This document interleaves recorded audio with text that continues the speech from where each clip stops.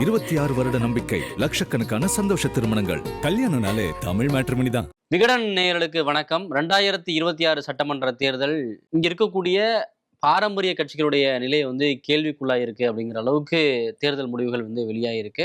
புதிய கட்சியான தாவேகா 2.5 வருடங்கள்லேயே ஆட்சியை பிடிச்சிருக்காங்க. இங்க இருக்கக்கூடிய திமுக, அதிமுக கட்சிகளுடைய எதிர்காலம் மட்டும் இல்லாம தேசிய கட்சிகளான பாஜகவுடைய எதிர்காலமும் என்ன அப்படின்ற மாதிரியான ஒரு கேள்வியும் முன்வைக்கப்படுது. அந்த கட்சியில அது சார்ந்த பிரச்சனை பெரிய அளவில் வெடிக்க ஆரம்பிச்சிருக்கு. இன்னைக்கு அது குறித்து தான் ஜூனியர் விகடனுடைய உதவி பொறுப்பாசிரியர் திரு செந்தில் கரிகாலன் அவர்கிட்ட நம்ம டிஸ்கஸ் பண்ண போறோம். வணக்கம். வணக்கம். என்ன நடக்குது எங்க ஒட்டுமொத்தமா தமிழ்நாட்டிலயா இல்ல பாஜகல அண்ணாமலை தனியா கட்சியை விட்டு விலகி இருக்காரு. தனி இயக்கம் அடுத்து கட்சியாக்கணும்னு சொல்லியிருக்காரு. இந்த சூழல்ல என்னன்னா பாஜகவுக்கு உள்ள இருக்கிற தற்போது கட்சியில இருக்கிற இளைஞர்கள் எல்லா விஷயங்கள்லையும் இளைஞர்களுக்கு முக்கியத்துவம் கொடுக்கணும். அதான் பேரண்ட் பாடின்னு சொல்லுவாங்கல்ல, அந்த மாதிரி மாநில அளவுல தலைமை பொறுப்புலையும் சரி, மாவட்ட அளவுலையும் சரி, அதாவது அவங்க ஒரே விஷயம் சொல்றது என்னன்னா, சீனியர்கள்லாம் நீங்க விலகிடுங்க, இனிமே இளைஞர்கள் நாங்க பாத்துக்கிறோம். அப்படி இருந்தாதான் இப்பவே நிறைய பேர் அண்ணாமலை நோக்கி போயிட்டு இருக்காங்க. இதே நிலை போச்சுன்னா 80% பேர் அண்ணாமலை கூட தான் போவாங்க.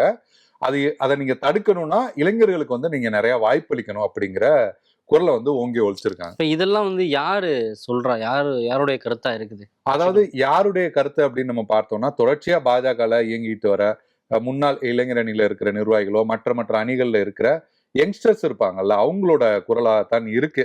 நீங்க ஒரு 3 நாளைக்கு முன்னாடி பாத்தீங்கன்னா கமலாலயத்துல நயனா நாகேந்திரன் சாப்பிட்டுட்டு இருந்திருக்காரு. அப்பவே போயிட்டு இவங்க எல்லாருமே போயிட்டு நாங்க உங்ககிட்ட பேச வேண்டியது இருக்கு நிறைய விஷயங்கள். அதாவது அந்த நேரம் தான் அண்ணாமலை தனி இயக்கம் அந்த பரபரை நிறைய பேர் விலகி அந்த பக்கம் சேர்ந்துட்டு இருக்காங்க. கருணாகராஜன், சுமதி, இந்த மாதிரி நிறைய பேர் போயிட்டு இருக்காங்க. சம்பத் போறாரு, இப்படி நிறைய பேர் போயிட்டு இருக்கும்போது இவங்க போய் நாங்க உங்ககிட்ட பேசணும் அப்படிங்கிற மாதிரி சொல்லியிருக்காங்க. நயினார் சாப்பிட்டுட்டு வரேன், வெயிட் பண்ணுங்கன்னா, நாங்க வெயிட் பண்றோம், இங்கே கூட வெயிட் பண்றோம், நீங்க வாங்க பேசணும் அப்படிங்கிற மாதிரி சொல்லியிருக்காங்க. அங்கே பல்வேறு விஷயங்களை சொல்லியிருக்காங்க. இளைஞர்களுக்கு நீங்க முக்கியத்துவமே கொடுக்கறது இல்ல, மாநில அளவிலான அந்த பொறுப்புகள்ல இளைஞர்களை கொண்டு வரணும், அதாவது பேரண்ட் பாடியில கொண்டு வரணும், ஸ்போக் பர்சன்ஸா இளைஞர்களை நியமிக்கவும், இண்டிவிஜுவலா டைரக்டர்ஸ், அதாவது சுயமா அவங்களே முடிவெடுத்து பேசுற இடங்கள்ல இளைஞர்களை கொண்டு வரணும், இந்த மாதிரியான நேரடியாவே சொல்லியிருக்காங்க. அவர்கிட்டயே அதை சொல்லியிருக்காங்க. ஸ்போக் பர்சன் ஊடகங்கள்ல பேசுறதுக்கு இப்ப நீங்க உதாரணமா பாத்தீங்கன்னா நாராயணன் திருப்பதி பேசுவாரு, கருணாகராஜன் பேசு, இந்த மாதிரியான ஆட்களை விட்டு இளைஞர்களை நீங்க பேச விடணும் அப்படிங்கிற மாதிரியான பல்வேறு விஷயங்களை சொல்லியிருக்காங்க. அவர் நாளைக்கு நம்ம கூட்டத்துல பேசிக்கலாம் அப்படின்னு சொல்லி பேசியிருக்காரு. அந்த நடந்த கூட்டம் தான் ரொம்பவே ஒரு பயங்கரமா போயிருக்கு. கமலாலயமே தவிச்சிருக்கு அப்படிங்கிற மாதிரி சொல்றாங்க. ஏன்னா இங்க சீனியர்களோட எல்லா குரலுக்குமே பயங்கரமா இளைஞர்கள் கவுண்டர் கொடுத்திருக்காங்க. இதேதான் அதிமுகவிலையும் நடக்குது. ஆமா, அதிமுக விஜய் அவர்களுடைய வருகைக்கு பிறகு இது எல்லாமே நடக்குது. தாவேகா வருகைக்கு பிறகு எல்லா கட்சிகள்லயும் இளைஞர்களை கொண்டு வரணும். திமுகவிலேயே அது நடக்குது. திமுக ஆமா, அவங்களும் ரீஃபார்ம் பண்றாங்க. அப்படிங்கிற அடிப்படையில இந்த தேர்தலுக்கு முன்னமே அண்ணாமலைக்குன்ற ஒரு பெரிய ஆதரவு இருந்துச்சு. அண்ணாமலை அவர்களை மாநில தலைவராக கொண்டு வரணும், அவர் பெரிய அளவுல கட்சியை வளர்த்திருக்காரு அப்படின்ற ஒரு குரல் தொடர்ந்து இருந்துகிட்டே இருந்துச்சு. அதுவே ஒரு உட்கட்சி பூசலாவே இருந்துச்சு. இப்ப பல பேர் அண்ணாமலை அவர்களோட நோக்கி போறதை பார்க்க முடியுது. இப்ப இது இன்னும் அதிகமாகும் அப்படின்றத புரிஞ்சுக்க முடியுமா? ஏன்னா இப்படியான ஒரு குழப்பங்கள்லாம் நடக்கிறத வச்சு கேட்கிறேன். ஆமா, இப்ப குழப்பங்கள் நடக்குது. இப்ப நம்ம சொன்ன மாதிரி அதற்கு அடுத்த நாள் இந்த கூட்டம் கூட்டப்பட்டிருக்கு கமலாலயத்துல. நீங்க பாத்தீங்கன்னா அரவிந்த் மேனன், தமிழிசை சவுந்தரராஜன், எல் முருகன், நயனா நாகேந்திரன், நாராயணன் திருப்பதி, KT ராகவன், இந்த மாதிரி எல்லா ஆட்களுமே இருந்திருக்காங்க. எல்லா நிர்வாகிகளுமே இங்க இருக்கிற இளைஞரணியை சேர்ந்த முன்னாள் இளைஞர், இந்த மாதிரி நிர்வாகிகளும் கலந்துருக்காங்க. அப்போ எல்முருகன் சொல்லியிருக்காரு, அண்ணாமலை போறதாலாம் நமக்கு எந்த பாதிப்புமே ஏற்படாது. ஏன்னா நம்மளோட வாக்கு சதவீதம் இப்ப நீங்க இப்ப அண்ணாமலை தலைவரா இல்ல, அவர் தலைவரா இல்ல, தேர்தலையும் போட்டியிடல, பிரச்சாரம் தான் பண்ணாரு. ஆனா இப்பவே நம்ம வாக்கு சதவீதம் 24% சொல்லியிருக்காரு. 24% பாஜக வாக்கு சதவீதம் இருக்குன்னு சொல்லியிருக்காரு. எப்படி சொல்லியிருக்காருன்னா, நம்ம போட்டியிட்ட 27 தொகுதியில வாங்கின ஓட்டு எல்லாத்தையும் பாத்தீங்கன்னா 24% நமக்கு வாக்கு வங்கி இருக்குன்னு இருக்காரு. அதுக்கு இவங்க திரும்ப அங்க இருக்கிற ஆட்கள், நிர்வாகிகள் கேட்டிருக்காங்க, ஏடிஎம்கேயோட ஓட்டு சேர்த்து தானே வந்திருக்கும் அப்படிங்கிறதையுமே கேட்டிருக்காங்க. அதுக்குமே அவர் கன்வின்ஸ் ஆகல. அப்படி பார்த்தா மத்த இடத்துல நம்ம ஓட்டும் போயிருக்கு அப்படி சொல்லியிருக்காரு. இன்னொரு விளக்கமுமே கொடுத்திருக்காங்க. என்னன்னா, ஐஎம்எல் 2 தொகுதியில நின்றாங்க. 2 தொகுதியிலுமே 50% ஓட்டு வாங்கியிருக்காங்க. அப்ப ஐஎம்எலோட ஓட்டு தமிழ்நாட்டுல 50%, அப்படி பார்த்தா தமிழ்நாட்டிலே அதிக ஓட்டு ஐஎம்எலுக்கு தான் கிடைச்சிருக்கா அப்படின்னு சொல்லி கவுண்டர் பண்ணியிருக்காங்க. உடனே எல்முருகனுமே கொஞ்சம் அப்செட் ஆயிருக்காரு. எல்முருகன் ஒரு மத்திய இணையமைச்சரா இருக்காரு, இப்படியான ஒரு கணக்கெல்லாம் கொடுத்திருப்பாங்க. ஆமா, இப்படியான ஒரு கணக்கு கண்டிப்பா கொடுத்திருக்காரு. இங்க நமக்கு அங்க இருந்து முழுமையா இப்ப இருக்கிற சீனியர்ஸ் கிட்டையுமே நம்ம பேசணும். அவங்களுமே அதைத்தான் வந்து சொன்னாங்கன்னு வச்சுங்களேன். அடுத்து நீங்க பாத்தீங்கன்னா அடுத்து வந்து தமிழிசை வந்து சொல்லியிருக்காங்க, நீங்களாம் ரொம்ப அவசரப்படுறீங்க தம்பி, அதுக்குள்ளயுமே நீங்க பொறுப்புகளுக்கு வரணும்னு இருக்கீங்க, ஸ்போக் பர்சன் ஆகணும்ன்றீங்க, மாநில பொறுப்பு வேணும்ன்றீங்க, தேர்தலில் போட்டு இந்த மாதிரி கேட்குறீங்க. நாங்களாம் எவ்வளவு கஷ்டப்பட்டு கட்சி வளர்த்தோம் தெரியுமா, எங்களுக்கு ஒரு விஷயம் நாங்க பேச வர்றதுக்கு எங்களுக்கு எவ்வளவு காலம் ஆச்சு தெரியுமா அப்படின்னு சொல்லியிருக்காங்க. அதுக்கு இவங்க எல்லாம் என்ன சொல்லியிருக்காங்கன்னா, அக்கா நீங்க இது வரைக்கும் உழைச்சதுக்கு 2 மாநிலத்துக்கு வந்து கவர்னர் ஆயிட்டீங்க, 2 டைம் மாநில தலைவர் ஆயிட்டீங்க, 7 டைம் தேர்தலில் போட்டிட்டீங்கக்கா, இதுவே உங்களுக்கு போதும் அப்படின்னு நேரடியாவே சொல்லியிருக்காங்க. ஒரு அன்பா தான் சொல்லியிருக்காங்கன்னு வச்சுங்களேன், நேரடியாவே சொல்லிட்டாங்க. அதே போல நீங்க பாத்தீங்கன்னா நயினா நாகேந்திரன் கிட்டயுமே பல்வேறு பிரஷர், இந்த நீங்க சீட்டு வாங்கினது ஏன் இப்படி வாங்கினீங்க, இந்த மாதிரி பல்வேறு பிரச்சனைகள் வந்து போயிருக்கு. அவருமே ஒரு குட்டி ஸ்டோரி ஒன்று வந்து சொல்லியிருக்காரு இவங்க எல்லாரையும் கன்வின்ஸ் பண்றதுக்கு. நான் இப்படிதான் யங்ஸ்டரா வந்து இந்த அரசியல் களத்துக்கு வந்து வந்தேன், அப்ப கருப்பசாமி பாண்டியன் போன்ற பல தலைவர்கள் வந்து இருந்தாங்க திருநெல்வேலி இந்த பக்கம், என்னோட சொந்த ஊர் நாகர்கோயில், நான் சமூகம் சார்ந்து இந்த அரசியலுக்காக தான் திருநெல்வேலிக்கே ஷிஃப்ட் ஆகுறேன், அங்கே பல சீனியர்கள்லாம் இருந்தாங்க, நமக்குலாம் எப்படி நமக்குலாம் கிடைக்குமா பொறுப்பு கிடைக்குமா, நம்மளாம் மாண்புமிகு ஆகுமா, நான் பஸ்ல போகும்போதெல்லாம் அங்கே நாவல நெடுஞ்செலி அந்த மாதிரி பேர்லாம் போடும்போதெல்லாம் பார்த்து ஏங்கி இருக்கேன் அந்த காலகட்டத்துல. அப்ப பாத்தீங்கன்னா அங்க இருக்கிற சீனியர்களா அம்மா ஒரு டைம் வந்து ஓரங்கட்டுறாங்க, அதாவது ஜெயலலிதா அவர்கள் ஓரங்கட்டுறாங்க. அந்த நேரத்துல திடீர்னு என்னை கூப்பிட்டு யார் எனக்கு அரசியல் குருவா இருந்தாரோ அந்த கருப்புசாமி அவரை எதிர்த்தே வந்து என்னை பேச சொல்றாங்க, பிடிச்சாதான் பிள்ளையாரு இல்லைன்னா வெறும் சாணி அப்படின்னு பேச சொல்றாங்க. நான் மேடையில பேசினேன், அரசியல்ன்றது இதுதான், நமக்கு எப்ப வேணா எந்த சூழல் வேணா வரும். அதுக்கப்புறம் பாத்தீங்கன்னா நான் வந்து அமைச்சர் ஆயிட்டேன், நான் என்ன விரும்பினோ அதே டிரான்ஸ்போர்ட் அமைச்சரை சும்மா போய் டிடிவிட்ட போய் சொல்லிட்டு வந்தேன், எனக்கு வந்து வேற ஏதோ ஒரு பொறுப்பு கொடுத்துருந்துருக்காங்க, மக்கள் நல்வாழ்வுத்துறை, அது ஒரு பொறுப்பு, நான் போய் டிடிவிட்ட போய் நான் கேட்கிறேன், என்னோட சின்ன வயசுல இருந்தே என்னோட லட்சியம் வந்து போக்குவரத்து துறை அமைச்சரா இருந்தேன், அடுத்த நாளே போக்குவரத்து துறை அமைச்சராயிட்டேன், காலம் எப்படி வேணா மாறலாம், அதனால நீங்க வந்து பொறுத்து இருக்கணும் அப்படின்னு அவருமே ஒரு விஷயத்த வந்து சொல்லியிருக்காரு. விஜய் பாணில தான் எல்லாருமே வர்றாங்க, குட்டி ஸ்டோரி சொல்றது, குட்டி ஸ்டோரி தான். அதுலயுமே அவங்க வந்து 2 விஷயத்த பொதுவா அதுல நம்ம எடுத்துக்கலாம். ஒண்ணு, நீங்க அண்ணாமலையை கூட விமர்சிக்க தயங்க கூடாது, ஏன்னா நானே குருவா இருந்தவரை கூட எதிர்த்து பேசியிருக்கேன் அப்படிங்கிறதையும் சொல்றாரு. இளைஞர்கள் பொறுமையா இருந்தா உங்களுக்கு பெரிய லெவல்ல நீங்க வரலாம் அப்படிங்கிற விஷயங்களுமே சொல்லியிருக்காரு. இப்ப இதுக்கு இவங்களுடைய பதில் என்ன? இப்ப எதிர்த்து கேள்வி கேட்ட இதெல்லாம் எங்களுக்கு வந்து எந்த பதிலுமே எங்களுக்கு வந்து கன்வின்ஸ் ஆகல. இன்னும் சொல்ல போனா கேடி ராவன், நாராயண திருப்பதி போன்றவர்கள் எல்லாம் அமைதிப்படுத்த இருந்திருக்காங்க, அவங்களையுமே இவங்க கடுமையா நீங்க எல்லாம் பேசாதீங்க, என்ன பிரச்சனைன்னு கேட்டிருக்காங்க, நீங்க எல்லாரும் தான் பிரச்சனை அப்படின்னு ஓப்பனாவே சொல்லியிருக்காங்க. உடனே அங்க இருந்து கேடி ராவன் அங்க முன்னாடி உட்கார்ந்து இவங்க கூட வந்து உட்காந்துட்டார் போல, ஒரு கோபத்துல, அந்த மாதிரி பல்வேறு அந்த மாதிரி போயிருக்கு. இவங்க என்னன்னா, நம்ம ஏற்கனவே பேசுன மாதிரி வேட்பாளர்களா அதிக பேருக்கு வந்து வாய்ப்பு கொடுக்கணும், எம்பி எலெக்ஷன் வந்தா ஒரு 10 இளைஞர்களுக்காவது கொடுக்கணும். இந்த முறையே பாத்தீங்கன்னா மாவட்ட தலைவர்களா ஒருத்தருக்கோ 2 பேருக்கோ தான் கொடுத்துருக்காங்க. மாவட்ட தலைவர்கள் நிறைய பேருக்கு வாய்ப்பு கொடுக்கணும்.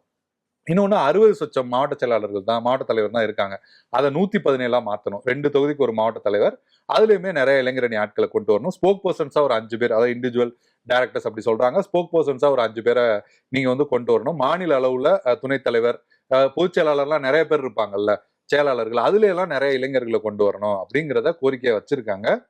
ஆனா நீங்க ஜூலை 31 உங்களுக்கு இதுக்கான டெட்லைன், அதையும் தாண்டிங்கன்னா ஆகஸ்ட் 15, அதுக்கப்புறம் நாங்க என்ன பண்ணணுமோ பண்ணி சுதந்திரமா நாங்க வந்து முடிவெடுத்துருவோம், அதுக்கப்புறம் நாங்க என்ன பண்ணுவோம் நாங்க பண்ணிக்கிறோன்ற மாதிரி தான் சொல்லிட்டு வந்திருக்காங்க.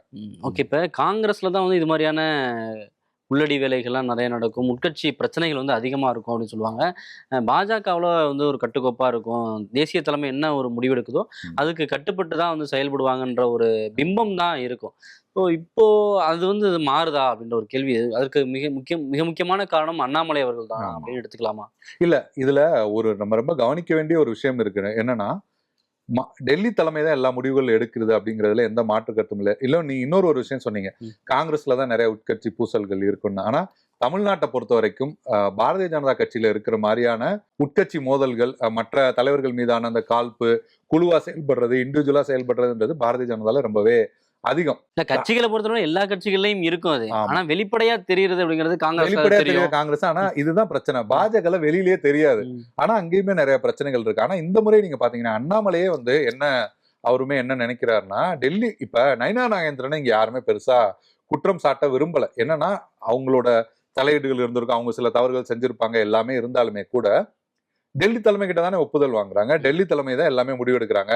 அவங்களுக்கு இதெல்லாம் முடிவெடுக்க தெரியலையா? இந்த 27 தொகுதிகள் ஏதோ ஒரு தொகுதியை கொடுக்குறாங்க, அக்செப்ட் பண்ணிக்கிறாங்க, யாரோ ஒருத்தர் கொண்டு வந்து வேட்பாளரை நிறுத்துறாங்க, ஏத்துக்கிறாங்கன்னு டெல்லி தலைமை மீதுமே ஒரு அதிருப்தி அப்படிங்கிறதுமே இருக்கு, அண்ணாமலைக்கே இருக்கு. அந்த இதே குற்றச்சாட்டுகளை சொல்லிதானே அண்ணாமலை அவர்கள் ரிசைன் பண்ணியிருக்கதா ஒரு தகவல் வந்து. ஆமா, கண்டிப்பா. ஏன்னா இதே விஷயத்தான் அவருமே வந்து சொல்லியிருக்காரு. ஏன்னா இன்னும் கூடுதலா நமக்கு வந்து கிடைச்ச தகவல்கள்லாம் என்னன்னா, அண்ணாமலை போய் அமித்ஷா கிட்ட வந்து நான் ராஜினாமா பண்றேன் அப்படின்னு சொல்லும் போது பெரிய அளவுல அது அவர் எதுவுமே ரிப்ளை பண்ணல அப்படிங்கிற மாதிரி சொல்றாங்க. பண்றதுன்னா பண்ணிக்கிங்க அப்படிங்கிற, அதான் எதுக்கு இங்கே வந்திருக்கீங்க அப்படிங்கிற மாதிரி பெரிய லெவல்ல அது ஒன்றும் பெரிய தடுக்கவோ இல்ல பிரச்சனையோ அந்த மாதிரிலாம் எதுவுமே நடக்கல. கன்வின்ஸ் பண்ணல இருங்க அந்த மாதிரிலாம் எதுவும் கன்வின்ஸ் பண்ண மாதிரியே தெரியல. இதுல ரெண்டு பிரச்சனைகள் இருக்கு. என்னன்னா, ஒண்ணு அண்ணாமலைக்கு வந்து மாநில விஷயங்களை புரிஞ்சுட்டு இங்க என்ன பிரச்சனை, யாரை நிறுத்தணும், எங்க சீட்டு வாங்கணும், இந்த மாதிரியான பிரச்சனைகளை புரிஞ்சுக்கணும் அப்படிங்கிறது அண்ணாமலையோட ஆதங்கமா இருக்கு. டெல்லி பாஜக தலைமையோட விஷயமா என்ன இருக்குன்னா, நாங்க தான் முடிவு பண்ணணும், டெல்லி தான் முடிவு பண்ணணும், நாங்க தான் முடிவு பண்ணணும். நீங்க என்ன வேணா சொல்லுவீங்க, நாளைக்கு இன்னொரு ஆள் மாறுவாரு, அவர் வந்து ஒண்ணு சொல்லுவாரு, நாங்க எடுக்கிறதா முடிவு, பொறுமையா தான் இருக்கணும் அப்படிங்கிறது தான் டெல்லியோட முடிவா இருக்கு. இந்த ரெண்டு விஷயத்துக்கு இடையில தான் இந்த மோதல் அப்படிங்கிறதே உருவாகுது. அதுல இருந்துதான் அண்ணாமலை வந்து ஒரு தனியா ஒரு விஷயத்த அப்படிங்கிறதையுமே கொண்டு போறாரு. இப்பயுமே பாத்தீங்கன்னா அந்த மேலிட பொறுப்பாளர் அரவிந்த் மேனனுமே கன்வின்ஸ் பண்ணலாம் ட்ரை பண்ணியிருக்காரு. அவர் பேச்செல்லாம் யாருமே கேட்கறதுக்குமே தயாராகவுமே இல்லை. திருச்சியிலையும் ஒரு கூட்டம் கூடி இருக்காங்க. மாநில மாவட்ட நிர்வாகிகள்லாம் சந்திச்சு பேசியிருக்காங்க. அதனோட பின்னணியில என்ன? இல்ல, அதனோட பின்னணியிலுமே அதுதான், இந்த கூட்டங்களோட தொடர்ச்சியா தான் இங்க நடந்திருக்கு. ஆனா அங்க மாவட்ட தலைவர்கள், மாநில நிர்வாகிகள் எல்லாம் கலந்துருக்காங்க. அங்க மாவட்ட தலைவர்களுமே நிறைய வந்து பேசியிருக்காங்க, அவங்களுக்கான உரிமைகள் பேசியிருக்காங்க.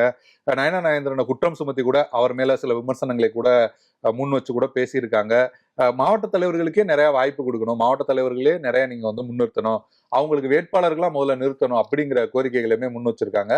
அதே போல நம்ம ஏற்கனவே பார்த்த இங்க கமலாலயத்துல நடந்த அதே விவாதங்கள், அதே விஷயங்கள் திருச்சியிலுமே வந்து அங்க பேசப்பட்டிருக்கு. ஆனா சீக்கிரமே செஞ்சு தரோம். இப்ப இங்க நடக்கிற குழப்பங்கள், உட்கட்சியில இருக்கக்கூடிய பிரச்சனைகள், மாவட்ட நிர்வாகிகளுக்கு இருக்கக்கூடிய அந்த மனோஸ்தாபங்கள், இதெல்லாம் வந்து டெல்லி தலைமைக்கு வந்து போயிருக்கா? டெல்லி தலைமைக்கு இவங்க வந்து டைம் கேட்கறாங்க. நிதின் நவீனை பார்க்க நீங்க வந்து எங்களுக்கு வந்து டைம் வாங்கி தரணும், அப்படி இல்லைன்னா எப்படி டைம் வாங்கணும் எங்களுக்கே தெரியும், நாங்களே வாங்கிக்கிறோம் அப்படின்னு சொல்லி இங்க இருக்கிற பலர், அதிருப்தியா இருக்கிற எல்லாருமே வந்து அப்படி நேரம் கூட கேட்டிருக்காங்க. சந்திக்கிறதுக்குமே தயாரா தான் இருக்காங்க, சந்திக்கணும்ன்றதுலயும் இருக்காங்க. அதையும் தாண்டி மத்திய அமைச்சர்கள் நிறைய பேர் இங்க வருவாங்கல்ல, தமிழ்நாட்டுக்கு அடிக்கடி வந்து வருவாங்க விசிட். அப்போதுமே அவங்கள வரவேற்கிறதோ, அவங்கள இது பண்றதோ, மாவட்ட தலைவர்களையோ இல்ல இளைஞரணியை சேர்ந்த நிர்வாகிகளையோ, யங்ஸ்டர்ஸை வந்து நீங்க அங்கெல்லாம் கொண்டு வந்து முன்னிறுத்தணும். நீங்க வந்து கொஞ்சம் சீனியர்களே வந்து போயிட்டு மைக் முன்னாடி நின்றுட்டு விளக்கம் சொல்லிட்டு இருக்க கூடாது, இளைஞர்களை நீங்க அங்க கொண்டு வரணும் அப்படிங்கறதையுமே சொல்லி. பர்டிகுலரா இதுக்கெல்லாம் காரணம் யார் அப்படின்னு மாநில தலைவர் நயினா நாகேந்திரன் அவர்கள் தான் அப்படின்ற மாதிரி சொல்றாங்களா, இல்ல ஒட்டுமொத்த ஸ்ட்ரக்சரே இங்க பிரச்சனை? இல்ல, ஒட்டுமொத்த ஸ்ட்ரக்சருமே தான் பிரச்சனைன்னு தான் சொல்றாங்க. நயினா நாகேந்திரனை மட்டுமே அவங்க வந்து பிரச்சனையா சொல்ல. இன்னும் சொல்ல போனா நயினா நாகேந்திரன் நல்லா கன்வின்ஸ் பண்ற மாதிரி தான் அவர் வந்து அவங்கள வந்து பேசியிருக்காரு. நான் பண்ணித்தரேன், பொறுமையா இருங்க, எதுவும் அவசரப்படாதீங்க, உங்களுக்கு ஏதாவது உதவி வேணுமா, உங்களுக்கு ஏதாவது முத்ரா திட்டத்துல ஏதாவது கடன் வேணும்னா கூட நீங்க சொல்லுங்க, நம்ம டெல்லியில கூட கால் பண்ணி பேங்குக்கு சொல்லி கூட நம்ம வாங்கி தருவோம், ஆமா எல்லாருக்குமே நாங்க நல்லது பண்ணணும் தான் நினைக்கிறோம், எல்லாருக்கும் செஞ்சு கொடுப்போம் அப்படின்னு அவர் ஒரு கன்வின்ஸ்டா தான் பேசியிருக்காரு. இவங்க ஒட்டுமொத்தமாவே ஒரு மாற்றம் அப்படிங்கிறத பாஜகக்குள்ள எதிர்பார்க்கிறாங்க. அண்ணாமலையோட அந்த தனி இயக்கம், தனி இந்த விஷயங்கள் வந்து அதுக்கு ஒரு முக்கியமான காரணமா இருக்கு. இப்ப இளைஞர்கள் இங்க போர்க்கொடி தூக்கி இருக்காங்க, இங்க ரீஃபார்ம் வேணும் அப்படின்னு கேக்குறாங்கன்னா, இன்னொரு பக்கம் வந்து அண்ணாமலைகளுடைய அந்த புது இயக்கத்துக்கு போறவங்களும் அதிகமான இருக்காங்க. இப்ப அதை தாண்டி இங்க இளைஞர்களை தக்க வைக்கணும் அப்படின்ற ஒரு முயற்சியும் நடக்குதா? இல்ல, முயற்சி நடக்குதுன்றதை தாண்டி இங்க ஏன் எல்லாருமே அண்ணாமலையை நோக்கி போகல? இவங்க வந்து இளைஞர்களா இருக்காங்க, பல்வேறு அரசியல் சேர்ந்து நினைக்கிறாங்க, ஆனா அண்ணாமலையை நோக்கி ஏன் போகலைன்னா, இன்னும் அவர் வந்து ஒரு கட்சியா தொடங்கல அப்படிங்கிறது ஒரு காரணம் இருக்கு. எப்படி போகும், இது எப்படி தொடர்ந்து பயணிக்கும், அவர் என்ன முடிவெடுப்பார் அப்படிங்கிறது ஒரு முக்கியமான முதன்மையான காரணம். ஆனா அதையும் தாண்டி பலர் யோசிக்கிறதுக்கு என்ன காரணம்னா, அண்ணாமலை அவர்களோட தனிப்பட்ட குணத்தையுமே எல்லாருமே கொஞ்சம் யோசிக்கிறாங்க. அவர் வந்து திடீர்னு கோவப்பட்டுருவாரு, டென்ஷன் ஆகிடுவாரு, ஏதாவது சொல்லிடுவாரு, அவருக்கு எங்க யாரை எங்க வைக்கணும்ன்றது தெரியும். இன்னும் சொல்ல போனா பொருளாதாரம் சார்ந்து இருக்கிறவங்களுக்கு தான் வாய்ப்பு கொடுக்குறாரு. பாஜக கூட தேசிய கட்சி எல்லாருக்குமே வாய்ப்பு கொடுப்பாங்க, அப்படி இப்படி நாங்க ஒரு பொறுப்புக்கு வந்துடலாம், ஒரு சீட்டை கூட ஏதாவது வாங்கிடலாம், ஏதோ ஒரு பிரச்சனையா பண்ணிக்கிட்டாவது இருக்கலாம், ஏதாவது பேசிட்டு இருக்கலாம், எல்லோருக்குமே ஒரு உரிய பிரதிநிதித்துவம் அப்படிங்கிறதுமே கிடைச்சிருக்கு. இப்ப பொறுப்புகள்ல இருக்கிறவங்களுக்குமே கிடைச்சிருக்கு. அங்க போனா நமக்கு என்ன சிச்சுவேஷன் நடக்கும் அப்படிங்கிறது எல்லாருக்குமே மிகப்பெரிய ஒரு கேள்விக்குறியா இருக்கு. அதையும் தாண்டி அவர் எப்படி போறாரு அப்படிங்கறது தான் எல்லாருமே வெயிட் பண்ணிட்டு காத்துட்டு இருக்காங்க. இன்னொன்னு இவங்க யோசிக்கிறதுக்கு பின்னால பாஜக இங்க கால் பதிக்க முடியாது, இதற்கு மேல இங்க வளர முடியாது அப்படின்ற ஒரு காரணத்தை சொல்லிதான் அண்ணாமலை அவர்கள் தனி இயக்கத்தை ஆரம்பிக்கிறாரு. இங்க உள்ள ஸ்ட்ரக்சரல் பிரச்சனை அங்க இருக்கு. இன்னொன்னு, பாஜக முன்னெடுக்கக்கூடிய அரசியலை வேற ஒரு பேர்ல இங்க எடுக்க முடியும் அப்படின்றது இப்ப குறிப்பா அந்த இளைஞர்களுடைய அந்த லீடர்ஷிப் வச்சு நம்ம கொண்டு வரலாம் அப்படின்ற ஒரு கான்செப்ட்ல தான் புது இயக்கத்தை ஆரம்பிச்சிருக்காரு. பாஜகவும் அண்ணாமலையும் வேறு வேறு இல்லை அப்படின்ற மாதிரியான ஒரு விமர்சனங்களையும் பார்க்க முடியுது. அப்படி இருக்கும்போது இன்னொரு பக்கம் இங்க சீரியஸாவே பாஜகவுல இந்த பிரச்சனைங்கிறது இருக்கா இல்ல வெளிப்புற தோற்றத்துக்கு இப்படியான ஒரு சூழலை இல்ல உருவாக்கல? அந்த மாதிரி கிடையாது. அதாவது மத்திய பாஜக உதாரணத்துக்கு சொல்லணும்னா அமித்ஷா போன்றவர்கள் கிட்ட எல்லாம் அண்ணாமலை வந்து பேசி அந்த ஒப்புதலோட தான் வந்திருக்காரு அப்படிங்கிற தகவல்கள் தான் நமக்கு வந்து பெரும்பான்மையா வருது. ஆனா ஒரு சிலர் பாஜக உள்ள இருக்கிற தலைவர்கள் ஒரு சிலர் நம்ம பேசும்போது அவங்க என்ன சொல்றாங்கன்னா, அப்படிலாம் பாஜக தலைமை யாருக்கும் அப்படிலாம் கொடுக்க மாட்டாங்க. அப்படிலாம் யாரையும் அப்படிலாம் வளர வந்து விடமாட்டாங்க அப்படிங்கிற தகவல்களையும் ஒரு சிலர் பாஜக சொல்றாங்க. அப்படின்ற ஒரு பேர் இருக்குல்ல, இப்ப அந்த கட்சி வளரணும்ன்றது தானே அவங்களுடைய அஜெண்டா இருக்கும். ஆமா. அதையும் தாண்டி நீங்க பாத்தீங்கன்னா, இந்தியால இதுவரைக்கும் கர்நாடகால ஆரம்பிச்சு, உத்தரப்பிரதேசல ஆரம்பிச்சு, மத்திய பிரதேசல ஆரம்பிச்சு, பல்வேறு மாநிலங்கள்ல வந்து பாஜகல இருந்து வெளியில போய் பல முன்னாள் முதல்வர்கள் கட்சி ஆரம்பிச்சிருக்காங்க. எல்லோருமே மீண்டும் ஒரு கட்டத்துல பாஜகல இணைஞ்சிருக்காங்க. எடியூரப்பால ஆரம்பிச்சு, கல்யாண் சிங்ல ஆரம்பிச்சு, கேசுபாய் பட்டேல், உமா பாரதி அப்படின்னு. ஆனா அதுதான் அங்க அதுவுமே ஒரு கேள்வி எழுந்திருக்கு. அதையுமே சொல்றாங்க பாஜக தலைவர்கள். அண்ணாமலை வெளில போயிருக்காரு, கொஞ்ச நாள்ல வந்துருவாரு, வெயிட் பண்ணுங்க அப்படிங்கிற மாதிரியும் சொல்லியுமே வந்து கன்வின்ஸ் பண்ற விஷயங்களையுமே நம்ம வந்து பார்க்கிறோம். ஆனா அதுக்கும் இதுக்கும் ஒரு மிகப்பெரிய வேறுபாடு இருக்கு அப்படிங்கறதையுமே நான் பாக்குறேன். என்னன்னா இதற்கு முன்பு அப்படி வெளியில போன மாநிலங்கள்ல பாஜக ரொம்ப முக்கியமான சக்தியா அங்க இருந்திருக்காங்க. இந்துத்துவா அப்படிங்கிற ஐடியாலஜி அங்க முக்கியமான விஷயமா இருந்திருக்கு. அப்படின்னும் போது ஒரு இண்டிவிஜுவல் தலைவர்கள் வெளியில போகும்போது அது பெருசா சாதிக்க முடியல, தாக்கத்தையும் பெருசா ஏற்படுத்த முடியல. ஆனா அண்ணாமலை பாஜக மாநில தலைவரா இருக்கும்போது பெருசா இந்துத்துவ அரசியலை வந்து பேசினதுல ஒரு சில விஷயங்கள் அதை தொட்டு அப்படி அரசியல் பண்ணியிருக்காரு. ஆனா அது எடுபடல அப்படிங்கிறதுமே அவருக்கு நல்லா தெரிஞ்சிருக்கு. இங்க இருக்கிற மாநிலம் சார்ந்த விஷயங்கள், மொழி சார்ந்த விஷயங்கள், நிர்வாகம் சார்ந்த விஷயங்கள், ஊழல், லஞ்சம் போன்ற விஷயங்கள் திமுக அட்டாக் பண்ணி நிறைய திமுக எதிர்ப்பு அரசியல் அப்படிங்கறத முன்னெடுத்து தான் பண்ணியிருக்காரு. ஆனா அதற்கும் இதற்கும் நிறைய வேறுபாடுகள் அப்படிங்கிறது இருக்கு. ஆனா பெரும்பான்மையா வர்றது வந்து அவர் வந்து பிஜேபியோட ஒரு ஓகேவோட தான் அவர் வந்து பண்றாரு அப்படிங்கறது தான் சொல்றாங்க. ஒரு சிலர் அப்படி வாய்ப்பு இல்லை அப்படிங்கிற தகவல்களுமே நமக்கு வருது. இப்ப அதிமுகவில் இப்படியான குழப்பங்கள் நடக்குது, இப்படியான சர்ச்சைகள் இருக்குது, தலைமைக்கு எதிராக போர்க்கொடி தூக்குறாங்க அப்படின்ற ஒரு விஷயங்களை நம்ம தொடர்ந்து பார்க்குறோம். அவங்களுக்கு என்னன்னா அதிகாரம் வேணும் அப்படின்ற ஒரு அந்த நோக்கத்துக்காக இப்படியான பிரச்சனைகள்லாம் நடக்குது. இன்னொன்று ஃபியூச்சர் இல்லையோ அப்படின்ற ஒரு பயமும் அவங்களுக்கு வந்திருக்கு. ஆனால் பாஜகவில் அப்படியான ஒரு சூழ்நிலை இல்லை. இப்போ தேர்தல் தோல்வி அப்படிங்கிறதெல்லாம் தாண்டி அவங்க வந்து அவங்க ஆட்சி தான் மத்தியில் இருக்குது, அவங்க ஸ்ட்ராங்காக தான் இருக்காங்க. அப்படியான சூழ்நிலை இப்படி தலைமைக்கு எதிராக இந்த அளவுக்கு போர்க்கொடி தூக்குறதுக்கு காரணம் அண்ணாமலை ஃபேக்டர் மட்டும்தானா? இல்ல அண்ணாமலை ஃபேக்டர் வந்து ரொம்ப ஒரு முதன்மையான ஒரு விஷயம் தான். ஆனா என்னன்னா நீங்க கடந்த சில மாதங்கள் இல்ல கடந்த சில ஆண்டுகளாவே பாத்தீங்கன்னா இந்த தேர்தலே உதாரணத்துக்கு எடுத்துங்களேன். தேர்தல்ல எவ்வளவு பேர் இளைஞர்களுக்கு வாய்ப்பு கிடைச்சிருக்கு. மீண்டும் மீண்டுமே போட்டிட்டவங்க தான் போட்டிடுறாங்க. அப்படி பணம் பொருளாதார ரீதியா நல்லா இருக்கவங்க தான் போட்டிடுறாங்க அப்படிங்கிற விஷயங்களுமே இருக்கு. மாவட்ட தலைவர் நீங்க பாஜகவை தமிழ்நாட்டுல ஓரளவுக்கு ரீசன்ட் டேஸ்ல வேலை பார்த்து ஓரளவுக்கு முன்னேற்றினதுல இப்ப இருக்கிற மாவட்ட தலைவர்களுக்கு நிறைய பங்கு இருக்கு. அங்க கூட்டங்கள் நடத்துறது, நயனா நாகேந்திரன் பேரணி போகும்போது அங்க எல்லா விஷயங்களும் ஏற்பாடு பண்றது அப்படின்னு. அவங்க இருக்கிறதே வந்து ஒரு வாய்ப்புகளுக்காக தான். இன்னும் சொல்ல போனா எல்லாருக்கிட்டையும் என்ன சொல்றாங்கன்னா, உள்ளாட்சி தேர்தல் வரும் பாத்துக்கலாம், அப்போ உங்களுக்கு நிறைய வாய்ப்புகள் தருவோம் அப்படிங்கறதுமே சொல்றாங்க. அதுக்குமே அவங்க கடுமையா கோபம் அடைகிறாங்க. நாங்க என்ன எவ்வளவு காலத்துக்கு தான் இன்னுமே போய் பஞ்சாயத்து தலைவராகவும் ஒரு உள்ளாட்சியிலையுமே நாங்க போட்டிட்டுட்டே கவுன்சிலராகவுமே நாங்க ஏன் போட்டிட்டுட்டே இருக்கணும்? ஏன் நாங்க எம்எல்ஏ எம்பிக்கெல்லாம் நிக்க கூடாதா? நாங்க வந்து செலவு பண்றோம், கூட்டங்கள் நடத்துறோம், எல்லாமே பண்றோம், ஏற்கனவே இருந்தவங்களே தான் இருக்கணுமா அப்படிங்கிற அந்த பிரச்சனையுமே வந்து வந்திருக்கு. இது எல்லாம் ஒரு டிமாண்டா வைக்கிறாங்க. அதுக்கு எந்த அளவுக்கு ரியாக்ஷன் வருது எல்லாமே பார்ப்பாங்க. அதற்கப்புறம் வந்து இங்க இருக்கிறதுலே பாதி பேர் அண்ணாமலை கூட போவதற்கான வாய்ப்புகள் அப்படிங்கிறதுமே ரொம்ப அதிகமா இருக்கு. டெல்லி பாஜகவுக்கும் தான் ஒரு நெருக்கடி இருக்கு. உங்களை எல்லாம் தக்க வச்சுக்கணும்னா ஏதாவது ஒண்ணு பண்ணணும்னு. இன்னொரு விஷயமும் இருக்கு. இந்த நேரத்துல கேட்டாதான் நமக்கு பண்ணுவாங்க அப்படிங்கிற ஒரு விஷயமா அவங்க யோசிக்கிறாங்க. இக்கட்டான சூழலும் இருக்கு. ஆமா. இந்த பிரச்சனைகள் பாஜகவுக்கு எந்த அளவு வந்து பாதிப்பை உருவாக்கி இருக்கு? எவ்வளவு பேர் வெளில போறாங்க இல்லையா? எந்த அளவுக்கு பாதிப்பா அதை பாக்குறாங்க? எந்த அளவுக்கு பாதிப்பு ஏற்பட்டிருக்கு? அவங்களுடைய இருப்பு எதிர்காலத்துல என்னவாகும்? நிச்சயமா என்னன்னா பாஜக நீங்க கடந்த காலத்திலே எடுத்துக்கிட்டீங்கன்னா பெரும்பாலான சட்டமன்ற தேர்தல்கள்ல பாஜகவோட வாக்கு சதவீதம் பாத்தீங்கன்னா 2, 3 இந்த அளவுக்கான வாக்கு சதவீதம் தான் இருக்கும். நாடாளுமன்ற தேர்தல்ல ஓரளவுக்கு கூட்டணி நல்ல கூட்டணியோட ஒரு 6% இந்த மாதிரி போவாங்க. அதிகபட்சமா நீங்க பாத்தீங்கன்னா 11% 2024 அண்ணாமலை வந்திருந்தப்பவே வந்தது. அதுக்கு பல்வேறு கருத்துக்களுமே சொன்னாங்க. ஏசி சண்முகம் தாமரையில் நின்னாரு, தேவநாதன் தாமரையில் நின்னாரு, ஜான் பாண்டியன், இப்படி பல காரணங்கள் இருக்கு. ஓபிஎஸ் பலாப்பழத்துல நின்றாரு, தாமரையிலே மற்ற கட்சி தலைவர்கள்லாம் நின்று அப்படி வாக்கு சதவீதத்தை அதிகப்படுத்திட்டாங்க அப்படிங்கிற ஒரு கருத்து பலரால் முன்வைக்கப்பட்டது. ஆனாலுமே கூட கடந்த காலத்துல இருந்ததை விட பாஜகவோட வாக்கு வங்கி அதிகரிச்சிருக்கு அப்படிங்கறதுதான் உண்மை. அண்ணாமலை இருந்த காலகட்டத்துல, அவர் தலைவரா இருந்த காலகட்டத்துல அந்த தனியா நின்ன தேர்தல்ல பாஜகவோட வாக்கு வங்கி நல்லாவே அதிகரிச்சிருந்துச்சு. அண்ணாமலையே 4 லட்சம் வாக்குகள்லாம் வாங்கியிருந்தாரு. அந்த காலகட்டத்துல வளர்ந்திருந்ததுதான் உண்மை. ஆனா அதற்கு அப்புறம் பாத்தீங்கன்னா நீங்க அண்ணாமலையை தலைவரா எடுத்த காலத்திலே பலர் வந்து வெளியே போறேன்னு சொல்லிட்டு இருந்தாங்க. இன்னும் பாத்தீங்கன்னா சமூக வலைதளங்கள்ல நிறைய பேரு இந்த 2026 தேர்தலே நாங்க விஜய்க்கு தான் ஓட்டு போட போறோம் அப்படிங்கிற மாதிரியான பாஜக ஆதரவாளர்கள் எல்லாம் நிறைய பேர் பதிவு செஞ்சிருந்ததை நம்ம பார்க்க முடிஞ்சது அதிருப்தினால. இன்னமும் பாத்தீங்கன்னா அண்ணாமலையுமே இப்ப வந்து தனியா கட்சி வந்து அமைப்பு கட்சின்னு போறாரு. ஏற்கனவே அண்ணாமலை வருகைக்கு பிறகுதான் இந்த ஆன்டி டிஎம்கே அரசியல், நிர்வாகம் சார்ந்த அரசியல், யங்ஸ்டர்ஸ்க்கான அரசியல், டேட்டாவோட சில விஷயங்கள் விமர்சனத்துக்கு உள்ளானாலுமே கூட அவரோட ஸ்டைல் அவங்களுக்கு பிடிச்சிருக்காது. சரி தவறு அப்படிங்கிறத தாண்டி அப்படி நிறைய பேர் அவர் பின்னாடி போனது, ஏன் கொஞ்சம் வயது அதிகமானவர்களே அண்ணாமலைக்கு ஆதரவா கொஞ்சம் திரண்ட விஷயங்கள்லாம் நம்ம வந்து பார்த்தோம்.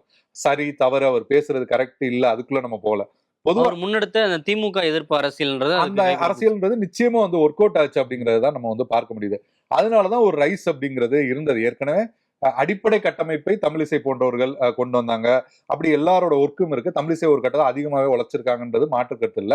ஆனா அண்ணாமலை ஒரு மிகப்பெரிய ஒரு புல்லிங் ஃபேக்டரா இருந்தாரு. அதை மிகப்பெரிய அளவுல ஈர்த்த ஒரு நபரா இருந்தாரு. இப்ப அவருமே தனியா இயக்கம் அப்படி இப்படின்னு போயிட்ட சூழல்ல இப்ப நயனா நாகேந்திரன் அப்படி ஒரு அரசியலை செய்யக்கூடிய ஒரு தலைவரா இல்ல. ஒரு தடாலடியா பேசுறவரோ இல்ல ஒரு பேச்சின் மூலமா வசீகரமா இழுக்கிற அளவுக்கோ இல்ல. அவர் அதிமுக இருக்கிற போதே அந்த மாதிரியான ஒரு பேச்சாற்றல் அப்படி கிடையாது. ஆமா, அவர் வந்து ஒரு ஒரு ஒரு டிபிக்கலான ஒரு பொலிட்டீஷியனா அவர் வந்து அரசியல் சார்ந்த நிறைய நடவடிக்கைகளை ஓரளவுக்கு செய்வார் அப்படின்றத தாண்டி மிகப்பெரிய பேச்சாற்றல் மக்களை வந்து கவரக்கூடிய அளவுக்கு அப்படிங்கிற அளவுக்கு அவர் வந்து இல்ல. அதனால பாஜகவோட எதிர்காலம் அப்படிங்கிறது மீண்டுமே அந்த ஒரு பழைய சூழலை நோக்கித்தான் போகும் அப்படிங்கறதான் பார்க்க முடியுது. கூட்டணியை பொறுத்து இடங்கள் ஜெயிக்கலாம், இந்த மாதிரியான விஷயங்கள் மாறுபடுமே தவிர தனிப்பட்ட முறையில பாஜகவோட வளர்ச்சி அப்படிங்கிறது மிகப்பெரிய ஒரு கேள்விக்குறியா இருக்கு அப்படிங்கறதான் பார்க்க முடியுது. என்ன காரணம்னா திமுக அதிமுக திராவிட கட்சிகளோட போட்டி போட்டுட்டு இருந்தாங்க, முடியல. அதுக்கப்புறம் கூட்டணி வச்சாங்க. அதற்கு பிறகு பாத்தீங்கன்னா தமிழக வெற்றி கழகம் அப்படின்னு ஒரு சக்தி வந்து பாஜக இன்னமுமே பின்னாடி போன சூழல் இருந்தது. தற்போது பாத்தீங்கன்னா அண்ணாமலையும் தனி இயக்கம் அப்படின்னும் போது பாஜகவுக்கான அந்த எதிர்காலம் மிகப்பெரிய ஒரு கேள்விக்குறியோட தான் இருக்கு. ஓகே. இப்போ குறிப்பாக பார்த்தோன்னா ஜென்சி பாலிடிக்ஸ் அப்படின்றத வந்து தொடர்ச்சியாக பார்க்க முடியுது. இப்போ வந்து அண்ணாமலை பக்கம் சிலர் போகிறதுக்கு தயங்குறாங்க அப்படின்றதுக்கான காரணங்கள்லாம் சொல்கிறீங்க. ஆனால் வந்து யங்ஸ்டர்ஸ் வந்து நிறைய பேர் வந்து தாவேக்காவை ஆதரிக்கிறாங்க. இன்னொரு பக்கம் கடந்த முறையே வந்து பார்த்தோன்னா அண்ணாமலை பிஜேபி தலைவராக இருந்த காலகட்டங்களில் வந்து அவருக்கு பெரிய அளவில் ஆதரவு கூடனத்துக்கு இந்த ஜென்சியும் ஒரு காரணமும், இளைஞர்கள் வந்து அவர் வந்து நிறைய ஃபாலோ பண்ணாங்க. இப்போ ஒரு இயக்கம் ஆரம்பிக்கிறேன்னு சொன்னோன்னே உடனே வந்து ஒரே நாளில் 10 லட்சம் பேர் இணைஞ்சிருக்கிறதெல்லாம் சொல்கிறாங்க. ஸோ இப்போ இனி வரும் காலங்களில் இந்த ஜென்சி தான் வந்து முடிவு பண்ண போறாங்கன்னா இனிமேல் வந்து அண்ணாமலை விஎஸ்எஸ் விஜய், உதயநிதி இப்படி இருக்கும் அப்படின்ற மாதிரியான ஒரு கருத்துக்கள் முன்வைக்கப்படுது. இப்போ இங்க மற்ற கட்சிகளுக்கான ஸ்கோப்புன்றது பெருமளவு இல்லாம போறதுக்கான வாய்ப்புகள் இருக்கு. நிச்சயமா இருக்கு. என்னன்னா நீங்க பாத்தீங்கன்னா அண்ணாமலையே வந்து இது பத்தின ஒரு வீடியோ வந்து இன்ஸ்டால தான் பேசுறாரு. அவரே வெளிப்படையா வந்து அதை வந்து சொல்றாரு. அது மாதிரியான ஒரு அரசியலை நோக்கி தான் எல்லாருமே வந்து இன்னைக்கு வந்து போறாங்க. விஜய் அவர் இருக்காரு. அதே போல திமுகவுமே அடுத்த கட்டத்துக்கு நகர ஆரம்பிச்சுட்டாங்க வேகமா. அதே போல நீங்க பாத்தீங்கன்னா அண்ணாமலைக்குமே மிகப்பெரிய ஒரு ஆதரவு வட்டம் உருவாகும் அப்படிங்கிறது தான் நம்ம வந்து பார்க்க முடியுது. இன்னும் சொல்ல போனா இவ்வளவு காலம் அதிமுகவை ஆதரிச்சிட்டு இருந்த பலரும் கூட பாஜக இருந்ததுனால அண்ணாமலையை ஆதரிக்க முடியாம இருந்த இளைஞர்களே நான் சொல்றேன். நீங்க ஜென்சினா நான் ஒரு 90s கிட்ஸ் இந்த மாதிரியான ஆட்களையும் நான் சொல்றேன். பலர் வந்து சமீபத்துல வந்து அண்ணாமலைக்கு ஆதரவா பதிவுகள் போடுறதை நமக்கு வந்து பார்க்க முடியுது. அதாவது திமுகவை விரும்பாத ஆட்களா இருப்பாங்க, அதிமுக ஆதரிச்சிருப்பாங்க, நாம் தமிழர் ஆதரிச்சிருப்பாங்க, அப்படி இருப்பாங்க. அவங்க வந்து தாவேக்காவையுமே ஆதரிக்காத சூழல்ல யார் ஆதரிக்கலாம் அப்படின்ற இடத்துல இன்னைக்கு அண்ணாமலை அந்த இடத்துக்கு வந்திருக்காரு அப்படிங்கறத தான் வந்து நம்ம வந்து பார்க்க முடியுது. கண்டிப்பா உதயநிதி ஸ்டாலின் விஜய் இந்த போட்டியில வந்து அண்ணாமலையுமே அந்த இடத்துக்கு வந்து வருவாரு. அவருமே அந்த போட்டியை கொடுக்க முயற்சி பண்ணுவார் அப்படிங்கறது தான் நம்ம வந்து பார்க்க முடியுது. இது நிச்சயமா அதிமுக போன்ற கட்சிகளுக்கோ, நாம் தமிழர் போன்ற கட்சிகளுக்கோ, மற்ற அனைத்து கட்சிகளுக்குமே வந்து ஒரு பலவீனத்தை வந்து உருவாக்கும் அப்படிங்கறத தான் பார்க்க முடியும். ஓகே, நிறைய தகவலை பகிர்ந்துட்டீங்க. பொறுத்து வந்து பார்க்கலாம் அதிமுகவில் என்ன நடக்குது, பாஜகவோட எதிர்காலம் என்னவா. ஏன்னா அதிமுகலே அப்படி ஒரு குரல் வந்து வந்திருக்கு இளைஞர்களுக்கு. தொடர்ந்து பேசுறோம், அதனால சொல்றேன். அதிமுகவில், திமுகவில், பாஜகவில் என்னென்ன ரீஃபார்ம்லாம் கொண்டு வர்றாங்க, இல்லை அந்த கட்சிகள் வந்து எப்படி தகவமைச்சு அடுத்த தேர்தலை வந்து சந்திக்க போறாங்கன்றத பொறுத்திருந்து பார்க்கலாம். உங்களுடைய நேரத்துக்கு நன்றி. நன்றி. 26 வருட நம்பிக்கை, லட்சக்கணக்கான சந்தோஷ திருமணங்கள். கல்யாணம்னாலே தமிழ் மேட்ரிமோனி தான்.